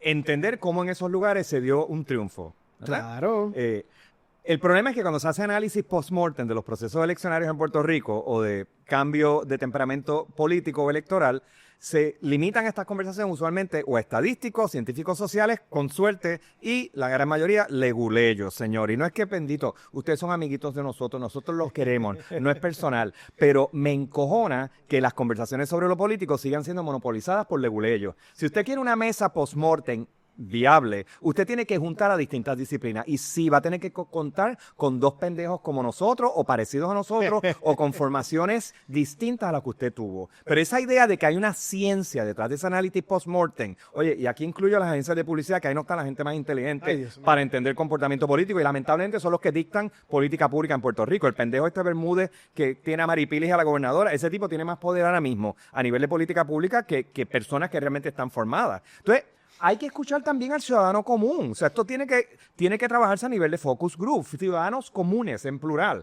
O sea, pero aquí estas discusiones a puerta cerrada, sigue siendo el régimen de los nenes cagados, él es de buena familia, él tiene la educación. Entonces, el país no avanza porque momentos de triunfos, como tú dices, vaso medio lleno, todos esos pueblos donde la alianza ganó con Dalmau, no se analizan de una manera inteligente. Y lo siento, pero muchos de los programas de análisis que yo escucho en radio y en televisión es mierda lo que hablan. No, y la misma mierda. Ahora están cerrando filas de que preguntándole a Dalmau, vas a correr para alcalde de San Juan. Sí, lo quieren. Presumiendo de que ya la alianza se murió y la alianza fue un fenómeno de un partido más. Y como el PPD, y que ya se fue, cuando la realidad estadísticas, subjetivas, demográficas, sociales, que la gente está desamparada, que detesta completamente la partidocracia y que está viendo alternativa, y lamentablemente mucha gente se ha ido por el caudillo de Eliezer Molina, porque como el tipo grita y él grita como se piensa el Bisu, porque grita y ay Dios mío, y es bien molesto y corajiento y ya él piensa que es el Bisu, por eso más nada. Y con lugar y entonces la gente se mueven por ahí. Con lugar claro. Era caudillismo macharrán con falda. No, pero allá era vamos a administrar bien, yo voy a hacer todo. Sí, la visión todo neoliberal bien chévere. es la pospolítica. El problema aquí es administración. Sí. Hay chavos, pero la gente los chavos se mueven mal por aquí, se mueven por acá mal, y ese es el problema, más nada. Yo administré también que mi fortuna personal vino de un proceso fraudulento de ¿cómo es que le llaman? Las tutorías de educación, que hayan caído como chinches un montón de gente por fraude. De hecho, en un momento dado, a ella la investigaron y a su madre. Como no hubo eso prueba, no paró en nada, no hubo pruebas. El sistema pues, pero todo el mundo sabe que los sistemas en Puerto Rico, de ese tipo de contratos de tutoría, viven de que no funcionen. Claro. Viene de que el sistema de la educación no funcione. Viven de que siempre haya pacientes con condiciones que justifique que usted con su institución o negocio resuelva. El no child left behind era el left behind the child. A mí no te me vendas como una lumbrera del siglo XXI de los procesos políticos y sociales cuando tú vienes, nena, de hacer chavo de la manera más barata y más simple en que en Puerto Rico se hace chavo, con los enchufes, con los partidos políticos y las y conexiones. los amigos del alma. Y, Así que pues, darle unos donativitos por aquí para que entres yo siento que yo tengo que tirarle a la muchacha cada vez que el puedo, pero es que no es ella. A mí me importa un culo ella. Lo que me importa es que usted no caiga en la trampa del caudillismo. De hecho, ya no es Lúgaro, ella es una figura, qué sé yo, de hacer chavo y vender jabones que le auspicen sus programas de televisión. Pero Eliezer es una figura muy peligrosa que sigue viva, sigue cogiendo de pendejos y pendejas a mucha gente en Puerto Rico, porque ese caudillismo religioso sigue vivo. Y eso es feudal. Y eso es. Y esa es parte de la herencia feudal. Y es lo contrario a organizar. Es la herencia feudal. Todavía no salimos de la herencia y feudal. eso es un reto para organizarnos políticamente. ¿Sabes? ¿Por qué caramba? Hay que vencer ese caudillismo. ¿Por qué caramba el momento político más interesante, bonito, de esperanza que fue el 2016, vamos a reducirlo ahora de nuevo a figuritas gritonas, molestas, quemacharranas, abusadores, coaptadores de luchas sociales? Imagínate. ¿Sabes? No podemos apostar a eso cuando ya vimos que cuando nos encontramos, cuando nos movemos con coraje, con disgusto, cuando tenemos demandas sobre cosas y nos juntamos y nos vemos en el área pública, ahí es que empezamos a hacer política, ahí es que empezamos a ir más allá de esperar que Panchito y Panchita del apellidito, que viene de herencia y de que viene con un gran legado y de décadas en ese partido, venga a salvarnos ahora cuando llegue en el poder. Si llega en el poder, porque es que coño, ¿sabes? Han creado todas las condiciones para que ya no vaya ningún partido más allá del PNP y el PPD, ¿sabes?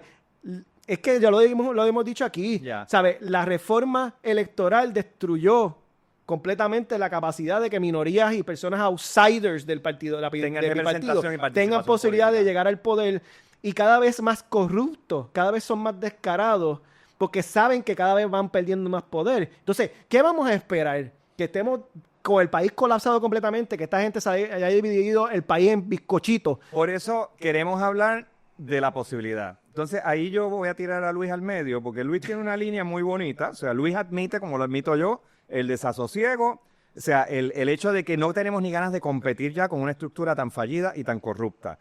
Entonces, una vez uno se declara fuera de esas estructuras, o sea, desde la autoexpulsión de esas estructuras, uno sí puede, y esta es la frase de Luis, uno puede pensar un país fuera de la realidad. Entonces, esa es la primera agencia, de que la realidad no es en singular, existen realidades y que hay realidades que existen primero desde la imaginación. Entonces, simplemente plantearte a nivel individual, colectivo, con tus grupos, subgrupos, con los otros que has marginalizado, plantearte otro país, otra realidad, sin tenerte que montar un avión e ir a Disney a buscarla, el encender ese botón de la imaginación es el comienzo también de un proyecto de organización. Y en eso hay que ser generosos. No todos vamos a pensar el país de la misma manera. Va a haber diferencia. Entonces, ahí la izquierda tiene que también entrar en una disciplina de generosidad, que es la palabra que uso. Suena corny, suena cursi, pero es que tengo que decirlo. O sea, un problema crucial en la izquierda en Puerto Rico es la falta de generosidad en las conversaciones. No nos escuchamos, Luis. Y esto, pues, aquí en este programa tratamos de ser una voz que los escucha a ustedes con las limitaciones que tiene el medio. Pero, pues, no nos estamos escuchando. No, y lo que se busca es incitar. Y es un problema que tiene solución. Este espacio es para incitar. Sí, para que usted se quede pensando. ¿Sabe? Una de las cosas primeras que tiene que hacer es empezar a buscar la historia de los movimientos sociales. Claro. De cómo llegamos a los derechos humanos y los derechos civiles. Vaya y lea sobre ellos para que veas cómo llegamos ahí. No sé. Y empezar a mirar de que fueron mucha gente que dieron sus cuerpos y sus vidas y dieron mucho tiempo y que fueron más allá y se encontraron con gente con la cual no acordaba y que tuvieran diferencias ideológicas y se sentaron y pensaron, mira, pues vamos a bregar ciertas cosas, vamos a cambiar, vamos a empezar a tratar de mover esta ley, y empezaron a organizarse, ¿no? Desde la diferencia. Y en algunos casos, pues, habían cosas bien puntuales y se buscó, ¿no? El voto, como ejemplo del voto de la mujer, pues las sufragistas fueron y hicieron lo necesario, se unieron como mujeres, como personas, ¿verdad?, que estaban excluidas de la representación. Y del poder. Hicieron lo posible para que las escucharan y dijeran, yo quiero ir a votar, yo necesito representación, yo necesito que de cierta manera mi voz se escuche, ¿no? Y que se use como, que se ponga como parte de este Estado. Y entonces, más allá de eso, hay que ver la realidad. Claro, Luis, sin que esto sea un recetario, porque no es nuestra intención, eso que decimos de imaginar otro país, imagine también el próximo paso, imagine otros espacios de poder. Parte de la organización es empezar a imaginar y a crear espacios alternativos de poder. No hay que tenerle miedo al poder. O sea, el poder primero se imagina antes de materializarlo. Y el poder se construye en hábitos, en conversaciones, en muchos microgestos. No tiene que ser una proeza monumental lo que te traiga el poder. Ese es el engaño de la historia heroica de las naciones y las naciones-estado. No, hay un poder que se construye. Esas mujeres sufragistas que tú mencionaste se imaginaron un espacio de poder y lo construyeron a las buenas y cuando fue necesario a las malas No, también. y hablemos claro, históricamente ellas estaban hablando de mujeres blancas Sí. con cierto grado de privilegio, educación, que les con permitía- poder, economía, Sí, cierto. propietaria, y que dejaron a las mujeres negras afuera y después Y eso es un tuvieron error que... histórico. Eso fue, ¿no? Eso es parte, pero vaya y lea. Aquí eso es un spoiler ¿Qué? de la historia, pero hay que hablar y dejar claro antes de que romanticemos completamente Ese esta pasado. figura de la sufragista, porque también tenían sus problemas. Pero, ¿por qué no empezamos a ver este momento como ese espacio de vacío, como un momento creativo de poder constituir una alternativa de vida, de existir, de dignidad, de posibilidad de vernos en el mundo fuera de lo que existe? ¿Sabes? En este momento, ¿sabes? Si no existe, yo no puedo esperar. Yo creo que estamos en un momento que no podemos esperar al 2028 para empezar a reclamar el poder que tenemos fuera de lo que ahora mismo está constituido como el poder, entre comillas. O sea, el poder que está en el poder ahora actual, valga la redundancia, ellos están pensando de que ustedes, las personas de la comunidad, las personas mujeres, las personas, los niños, no importan. Lo que yo quiero aquí, una masa de gente que esté al servicio del modelo de país que yo quiero, que es este modelo de país de turistificación, de extranjeros viniendo a vivir aquí cada 6 meses Y y, de que esa gente extractivismo. le sirva y que se sienten ahí y que usted le traiga la copita de vino y el martini en la mano. Y para eso no necesitas educación, necesitas unas mujeres pariendo un montón para que haya mucha gente dispuesta al servilismo. Necesitas gente sin educación completamente, valga la redundancia, y necesitas gente sin derechos y sin capacidad política. Ellos han construido, o sea, a mí me da miedo porque lo que yo veo es que ellos han decidido ya que ellos van a gobernar simplemente para estos mega ricos que van a empezar a vivir, y esos son la gente, los únicos para los cuales ellos van a corresponderle, y que lo social y lo político es, a nivel colectivo, es los fundamentalistas religiosos que van a dictar cuál es la política y la moral y los valores y para que les dejen saber, para subordinarlos completamente y ponerle a Dios como ese ente que te reprime y normalizar eso en las escuelas, normalizar Luis, eso en la ley. Eso vuelve a lo que dijiste al principio. Esto es feudalismo. Pero eso es lo que hay. Las islas del Caribe, que funcionan como islas de turismo, son de las islas más desiguales económicamente, de las más violentas, de las más donde hay gente, la mayoría de la gente vive días por afuera, vive bien poca gente, que vive de servirle y de esperar que vengan las porquerías de botes de basura flotantes que son los cruceros, que vengan y los salven. Y los han ido condicionando. Porque tú miras a ver en los medios, ay Dios mío, en la calle de Sanse van a venir 9 cruceros. ¡Qué excelente! Bello. ¡Ay, qué bello! Qué bello Y yo lo que pienso es el basurero que trae esa gente para acá. El Y, que, mierdero, y vaya a ver literalmente. qué está haciendo los italianos y otra gente en contra de los cruceros. Vayan y miren lo que ha pasado. Vayan y miren Están la prohibiendo en destrucción. lugares como Venecia. Vamos a ver eso como problema. Entonces estamos apostando a convertirnos en una isla más. So que ellos quizás ya, que eso es un punto que no hemos hablado, que o sea, ya el PNP ha abandonado la estadidad, porque la estadidad no va a venir. Ya creo que ya son hasta casi república. Ellos están pensando una república de estas así, de turismo, que la moral y el partido va a corresponder a los fundamentalistas religiosos, Y por eso son los únicos que van a por mover. eso el giro conservador. Por eso es que el O sea, giro están conservador. abandonando la estadidad como el imaginario que los une. Ya no hay más nada. Sí. Ya eso no es posible. Vamos a hacer una república asociada o una república, y ellos ya se están poniendo como poder. Han conseguido el corillo de gente que va a manipular y someter a las personas con el miedo cristofascista. Y esas son las gente para las cuales van a legislar y convertir un país que era liberal, progresista, válgame, que tenía idea. Hay una emergencia Sí. nacional. Y ese país que tenía derechos y beneficios, convertirlo ahora en toda una degradación, en una regresión de derechos, en un total colapso de las políticas de igualdad, de equidad, de un total colapso por el modelo de representación para convertirlo ahora en este país meramente del servilismo y del fundamentalismo Luis, yo no cristiano. recuerdo a Puerto Rico tan enfrascado en las guerras culturales norteamericanas. Eso parece ser una cosa más de Estados Unidos que de aquí. Y sin embargo, estamos viendo que lo que está creando movimiento político electoral en Puerto Rico son guerras culturales y la manera como se demoniza a los pensadores y a las personas que militamos en el pensamiento progresista y demás es las guerras culturales. Eres globalista, Miguel. Pues, pero eso está pasando. Así salió uno ahí en los comentarios. Eso es una idea globalista. No divida, Miguel. Sí, hay que hablar de... No Ay, divida. Dios mío. Y yo, Miguel, eres muy esférico, no quiero Miguel. cerrar el programa Eres hablando muy sucio. esférico.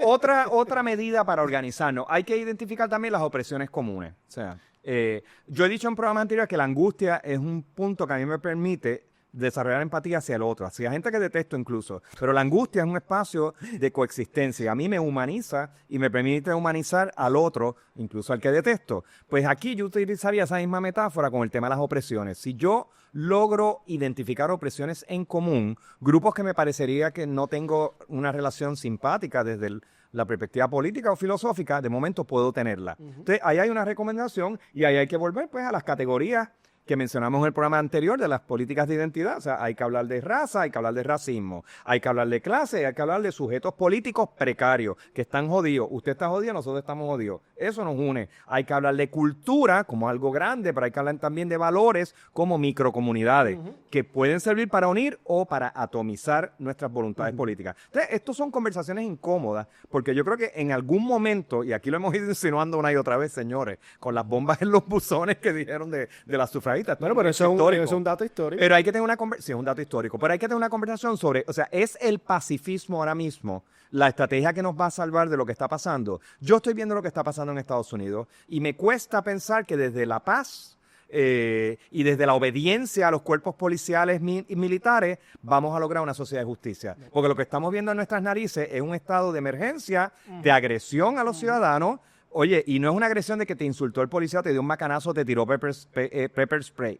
Que te están asesinando por simplemente ejercer tu derecho democrático a poner tu cuerpo en el espacio público y a expresarte y a expresar tu oposición a una política vejatoria de los migrantes, que ni siquiera tiene una base económica, porque esos migrantes son una pieza fundamental en la economía capitalista extractivista de Estados Unidos. O sea que desde el punto de vista capitalista, esa persecución racista contra el migrante tiene sentido. Y no lo tiene en Puerto Rico, señores, porque un país que tiene una pérdida de población, porque hay muchas personas que se han ido de Puerto Rico porque se han hartado de este tranque político y moral en el que estamos metidos, esa gente, si nosotros lo que está compensando por esa pérdida son personas migrantes. Y el ejemplo que les voy a dar, que estoy seguro que muchos de ustedes que nos escuchan lo tienen muy presente, las políticas del cuidado. ¿Quiénes son las cuidadoras y los cuidadores? En los hospitales y en su residencia. ¿Quién está permitiendo que usted pueda seguir trabajando, que lleve a los nenes a la escuela mientras su mamá está siendo atendida o su papá en su casa? Cuidadoras, sí. Migrantes. Mujeres de ellas. Y después mujeres migrantes. Sí. Y eso es un programa completo. A mí, yo me aflijo con eso porque son gente... O sea, y que están ahora en precariedad y en miedo, encerradas.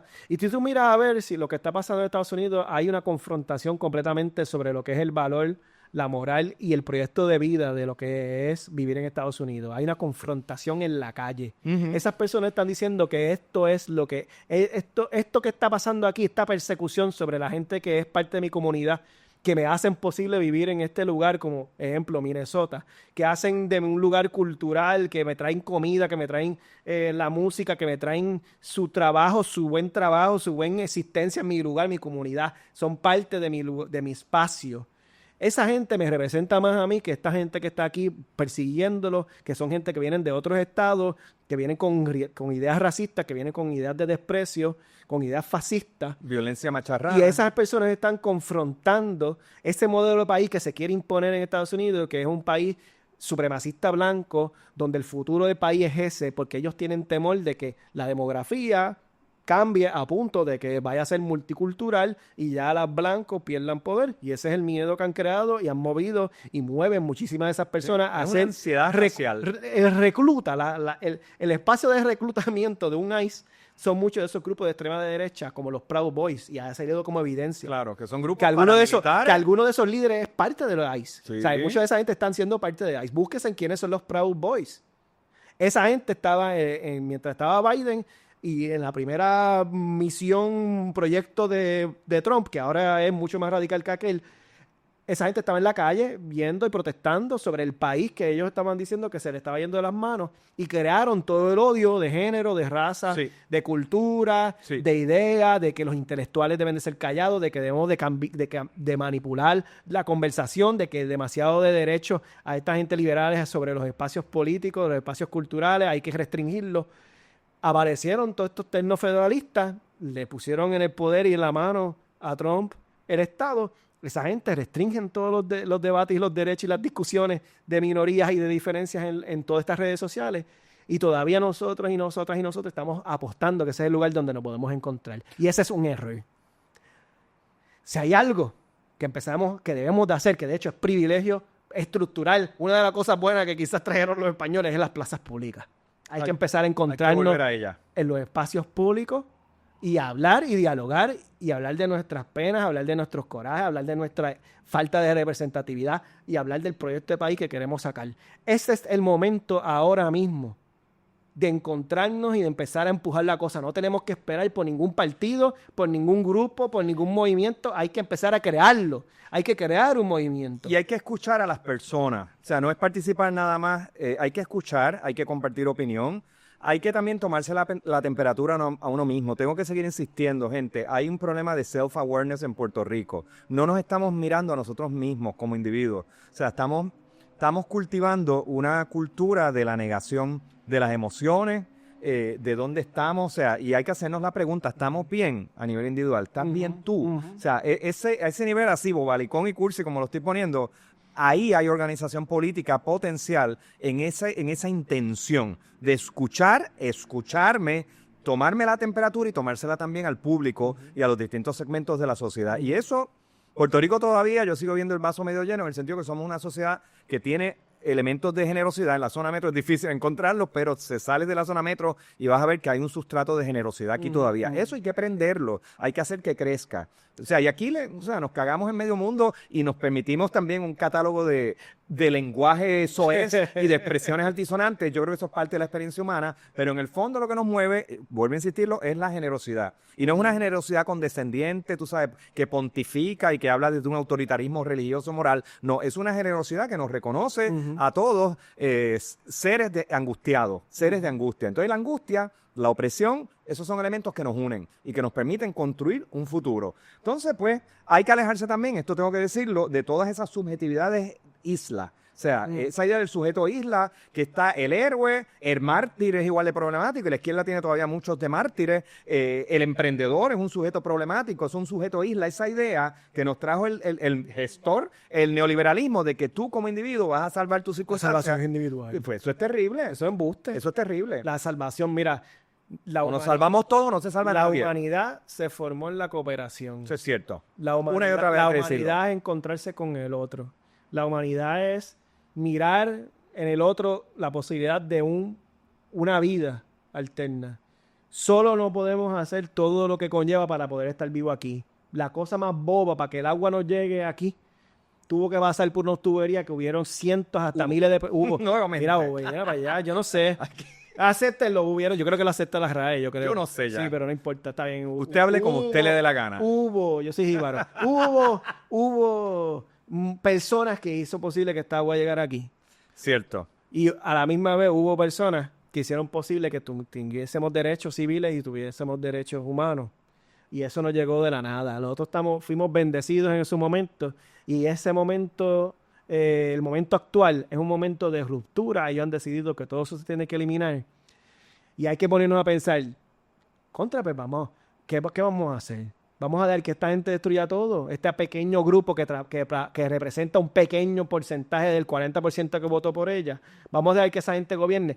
Y no hay que ponernos en el total desamparo. Si esa persona, Jago, firma la ley del Nasciturus, que posiblemente puede que lo haga, que sería la cosa más hipócrita del mundo, porque ya lo dijimos, ella posiblemente votó par de óvulos para poder fecundar sus niños.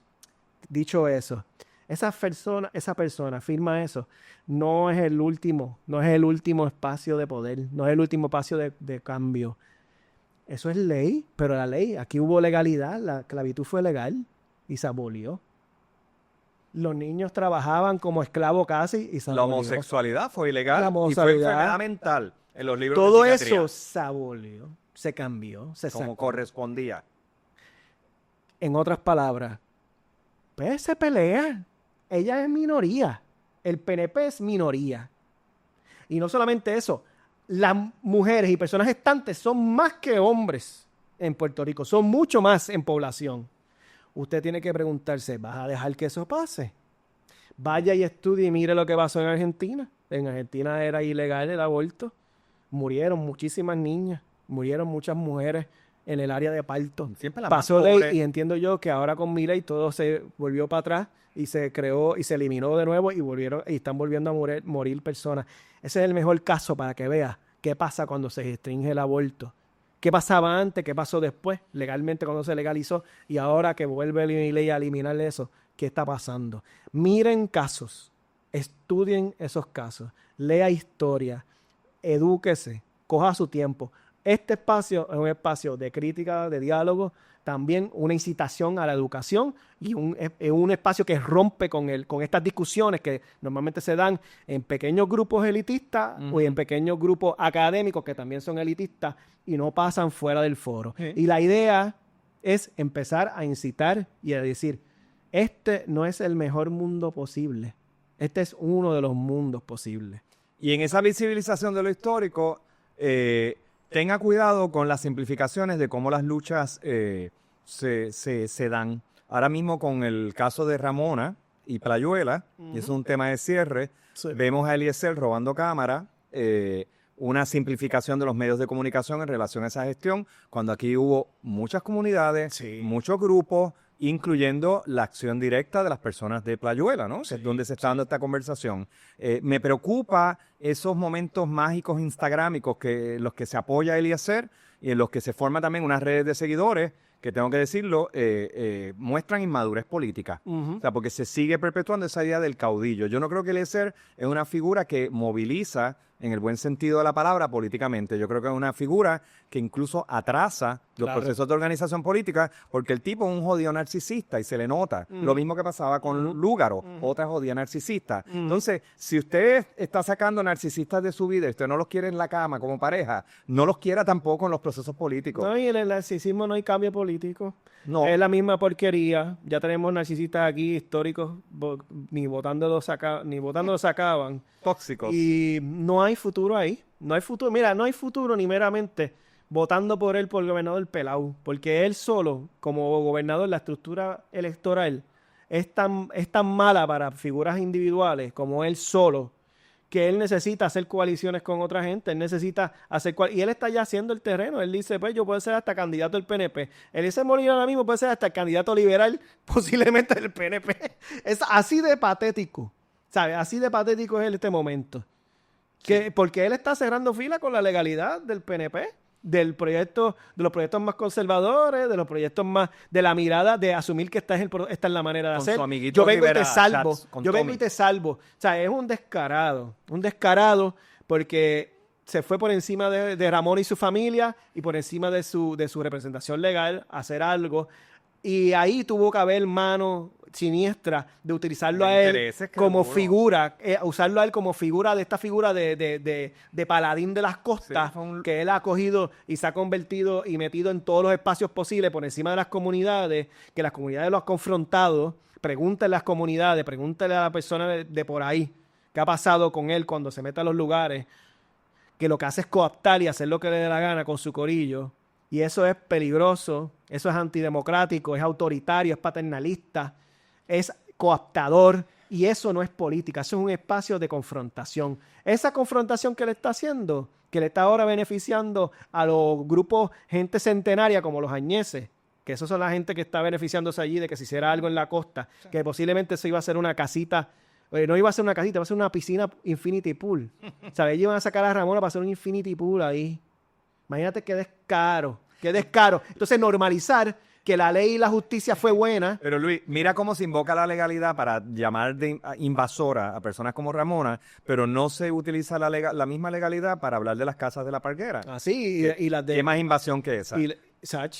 O sea, que es que de verdad uno termina harto de odio, pero no queremos terminar esta nota negativa. Usted con simplemente desintonizarse de Eliezer, de sus estupideces, va a encontrar un espacio político mucho más próspero. Sintonícese a otras personas. Sí, busque las afinidades, pero busque también el cariño en las diferencias. De nuevo, hay que encontrar puntos comunes y saque el cuerpo al espacio público, porque a fin de cuentas, esa vieja tradición de lucha es la que aparentemente funciona. Y eso es lo que hemos estado diciendo aquí. Aquí el cambio está en que ustedes empiezan a ver que este no es el fin del mundo. Claro. Que en la historia ha pasado esto y este es el momento ahora al revés de nosotros y nosotras y nosotros hacer historia propiamente de nuevo, de encontrarnos, de crear una posibilidad de un futuro alterno a lo que existe.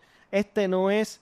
O sea, yo siento la desesperación. Yo mismo estoy triste, estoy con coraje, estoy desamparado y lo puedo decir. Cuando empieza me pongo para atrás y me siento, yo he leído de la historia de los movimientos sociales. Yo comprendo cómo llegamos a tener ciertos derechos. No todo el mundo tiene no tiene esas herramientas, ¿no? Y yo posiblemente las ponga para que ustedes puedan conseguir y puedan leer ciertas cosas sobre ello. No se preocupe. Usted pregunta y se le damos las herramientas. Pero este no es el fin.